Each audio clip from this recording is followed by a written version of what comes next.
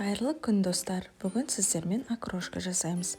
Видеоны көрместен бұрын каналға тіркеліп, видеоға лайк немесе дизлайк қоюды ұмытпаңыз. Ал енді іске кірісейік. Алдымен картоп пен жұмыртқаны қайнатып аламыз. Және оны кубиктап майдалап тураймыз.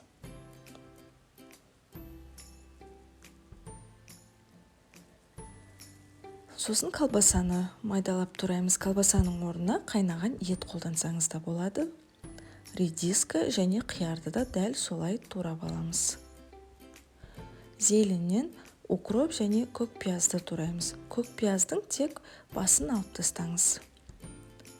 Барлық ингредиенттерді турап болған соң, тұз және қалауыңызға қарай бұрыш қоссаңыз болады, және кішкене майонез қосып жіберіңіз.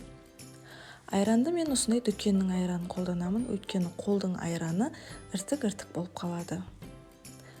Айран мен минералды суды араластырып, бірінші дәмін көріп алыңыз. Егер минералды су мен айран екеуінің біреуі аз болса, тағы да қосасыз. Ең соңынан 70% уксусты 1 шай қасық қосыңыз. Ал асыңыз дәмді болсын.